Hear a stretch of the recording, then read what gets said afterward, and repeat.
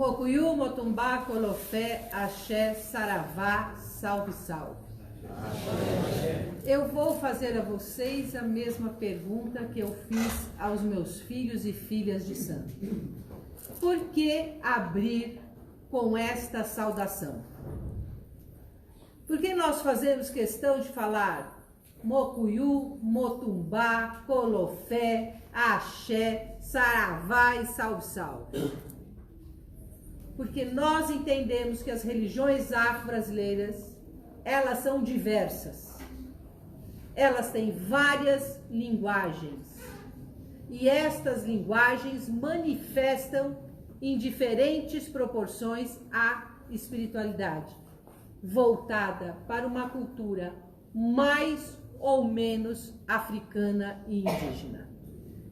Por isso que eu sempre faço questão de abrir e de encerrar desta forma, demonstrando o respeito que eu tenho por todos os modos de se fazer e praticar religiões afro-brasileiras. Dentro das religiões afro-brasileiras existem pessoas muito sérias, assim como existem pessoas que talvez não tenham entendido a seriedade que representa ser das religiões afro-brasileiras. Essa semana, eu havia prometido a mim mesma silenciar sobre muitas questões no âmbito público, mas é impossível. Esta semana foi a gota derradeira. Não é SOS Amazônia, é SOS Humanidade. Humanidades. Nós estamos falando de seres humanos em risco. Eu vou voltar aqui a 1948. Quem nunca ouviu falar sobre a Declaração dos Direitos Humanos? Por que surgiu a Declaração dos Direitos Humanos por um órgão internacional? Pelo genocídio dos judeus. Esta foi a motivação. Até 1948, não se falava numa legislação que estivesse envolvida toda a humanidade. Nem havia o Conselho de Haia, que também defende os direitos humanos. E que hoje ampliou, além do genocídio, como crime, o genocídio. Aliás, a matança da nossa natureza. Eu falo isso de onde? Eu falo isso da perspectiva de um ser humano e das religiões afro-brasileiras. Essa semana, muitas pessoas pronunciaram Kosieu e Kosi Orixá. Sem erva não há orixá. Sem erva não há a força do orixá, que é muito comum em todos os terreiros, seja na forma de abô, sejam elas na forma de amaci, sejam elas para tirar ebó, sejam elas para defumações, ela está presente no terreiro.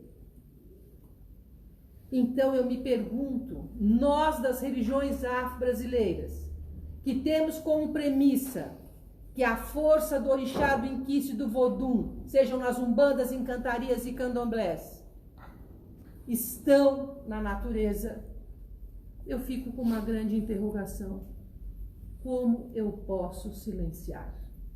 Matar estes ambientes é matar a minha crença, a minha fé, onde ela se expressa e os medicamentos dos quais eu faço uso. Isso me dói. Isso me dói. Mas me dói muito mais quando as publicações na internet, quando os inúmeros artigos científicos, quando as publicações variadas não citam onde foram parar os índios dessa região, onde foram parar os quilombolas desta região. Será que no universo tão imenso não existia um único aldeamento? Não existia um único quilombo? Por Por que o silêncio em relação aos indígenas? Por que o silêncio em relação aos quilombolas? Nós falamos das plantas, que são importantíssimas, falamos dos animais, que são importantíssimos, mas nos silenciamos em relação a estas etnias que estão por lá. E aí eu chamo de novo para as religiões afro-brasileiras. Os indígenas deram formação ao que a gente chama dos candomblés de caboclo, com a miscigenação com os africanos, estão presentes em todas as umbandas como caboclos, de pena ou não. E muita gente se deita, bate cabeça, louva, diz que esse ancestral é aquela pessoa divina que é mais importante na sua vida, mas não defendem aqueles que são seus descendentes. Silenciam. Como é que você se deita para o caboclo e faz silêncio para isso que está acontecendo na nossa sociedade? Como é que você vem aqui pedir para um Exu, que pode ser catiço, que é o nosso caso, ou pode ser orixá, que é africano, e catiço traz a marca da miscigenação? Como é que você pede para um catiço, para um Exu, ajude a minha vida enquanto eu sou negligente com a vida de outras pessoas? A espiritualidade não é seletiva. A espiritualidade não ajuda seletivamente as pessoas. Ela é uma força que deve ser acionada de forma equânime. Eu sou mãe de santo. Eu vivo no terreiro há 43 anos da minha vida, praticamente. Eu recebi bênção de orixá, recebi bênção de caboclo, estou aqui hoje para receber bênção de Exu. Eu tenho que ter respeito por tudo isso. Senão eu sou, como disse o Desatanó, a hipocrisia em pessoa. Se eu venho aqui pedindo essa bênção e saio bradando que tudo isso está correto. Tenho que mudar de religião. Tenho que abandonar a religião, se assim for. Religião, minha gente, não é acéfala. Religião não tira a nossa capacidade de raciocínio. Religião nos ensina a ter respeito por todo mundo indistintamente. Um senhor, esta semana na internet, diz assim: só Deus salva e só Cristo na sua pessoa pode te salvar. E eu respondi a ele: agradeço ao Senhor pelo desejo da minha salvação. E tenho certeza que se o senhor tiver fé em Cristo, que ensinou a amar todos indistintamente, o senhor saberá respeitar a minha crença. Eu não posso ser seletiva naquilo que Jesus pregava. Eu não posso ser seletiva naquilo que os orixás pregam. Eu não posso ser seletiva naquilo que os caboclos e Exu fazem dentro do terreiro. Não posso. Fala, nossa, eu tenho uma mãe de santo atacada na minha frente. Tenho, pela indignação. Se eu perder a minha capacidade de me indignar, eu perdi a minha capacidade de ser humano. E eu não posso fazer isso. Eu até evoquei aqui hoje Noam Chomsky. E evoquei também Michel Foucault, Hannah Arendt. Fui buscar filósofos daí da cultura europeia, branca, que questionavam o poder centrado num único grupo, que dizia que a nossa educação tinha que ser voltada para uma educação humanizada. Essa judia, essa mulher judia que fugiu do genocídio dizia: a gente não pode se aprazer com a dor do outro. Isso é o máximo da desumanização.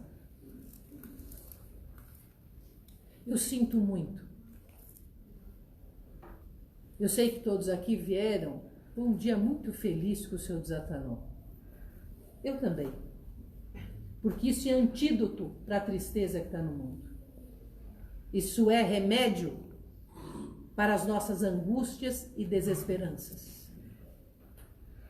E Exu, irreverente, como eu falo,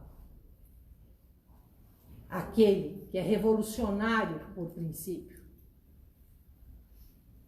aquele que não aceita a ordem dada à sociedade, porque ele sabe que nós não somos corpos dóceis, mas espíritos, e que temos que viver como tal. Eu também peço a ele. Eu venho aqui pedir ao catiço, mas eu busco ser coerente nos meus princípios e valores. E me indigno, sim. E não posso dizer que por um minuto eu me perguntei o que nós criamos, o que nós produzimos e em que medida nós sustentamos a nossa criação. Isso você é a favor do Lula? Isso é um discurso político? Minha gente, já passou disso. Nós estamos falando de valores humanitários, de preservação da vida, de preservação do nosso país e do nosso planeta. Quem mora em São Paulo aqui? Quem viveu a segunda-feira aqui? Que sentimento vocês tiveram? Não foi de terror?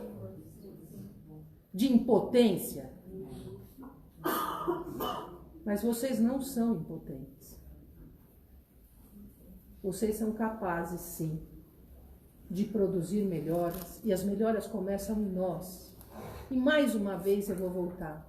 Se eu tenho fé no caboclo, se eu tenho fé no preto velho, se eu tenho fé no Exu, se eu tenho fé no orixá, não importa em qual delas. Não importa. Eu preciso ter respeito por tudo que tem existência. Porque é isso que eles me ensinam aqui. Nunca vi um caboclo dizer para você, você eu não recebo porque você é pobre, porque você é rico, porque você é branco, porque você é negro. Nunca vi. Nunca vi um Exu fazer isso. Se eles são o meu espelho, o meu exemplo, eu tenho que fazer o mesmo. Eu não posso vir aqui, viver uma coisa com eles e produzir outra. Senão eu estou com esquizofrenia.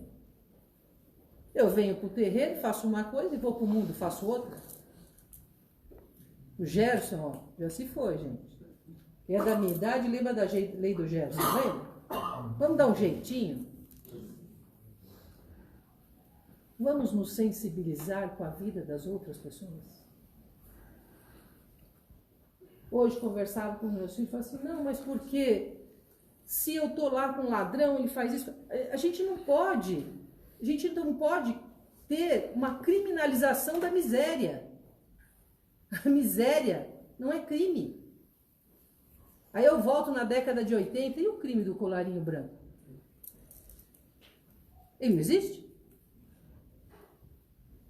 A religião é feita para refletir. A religião não é feita para alienar, como eu falei. Então eu estou trazendo vocês a reflexões. E como eu digo para meus filhos de santo, esse terreiro é assim. Tem terreiro que não fala sobre isso, mas esse aqui é assim. E eu estou seguindo exatamente a linha do seu Desatanó. Que chama todo mundo do quê mesmo? Oh.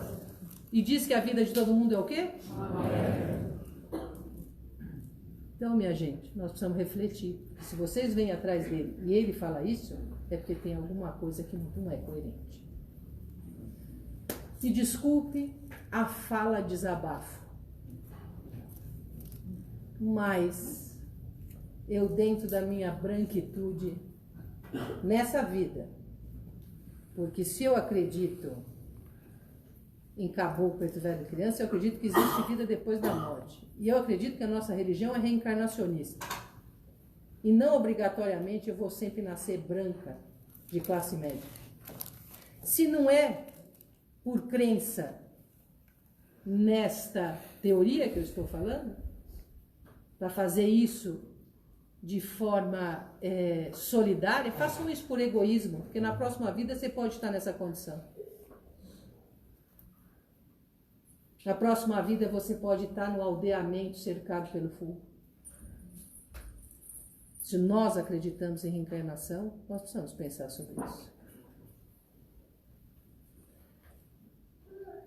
Agora, nesse clima não tão feliz, né? Num clima mais austero, vamos chamar Exu para quebrar justamente essa austeridade que enceguece, empobrece e nos faz pessoas cruéis muitas vezes.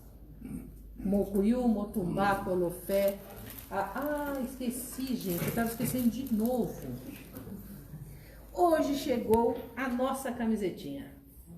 Olha aqui que coisa linda. Não gostei muito da gola, que ficou parecendo colégio, né? Eu, quando ia pro colégio, eu usava uma golinha dessa aqui, não sei se vocês lembram disso. Era bem azulzinha assim. Mas é a camiseta da Festa da Corte do Orixá, que acontece em Itanhaém, todo mês de agosto. Este ano será dia 31 de agosto. Para que é essa festa? Essa festa é de cultura afro-brasileira. Você faz xirê no meio da rua? Não. Você abre gira de umbanda no meio da rua? Não. Você toca candomblé de caboclo no meio da rua? Não. Eu ponho samba, forró, escola de samba, todo tipo de arte que envolve cultura afro-brasileira. Para que as pessoas olhem, vivam. Inclusive, eu tenho aqui um colaborador, quero agradecer ele publicamente, por favor, o filme também, porque ele vai estar lá fazendo uma oficina de dança. Quem sabe eu aprendo a dançar, meu filho. E é uma festa para que as pessoas entendam que nas nossas raízes tem cultura afro-brasileira. Posso negar, posso não olhar, mas tem.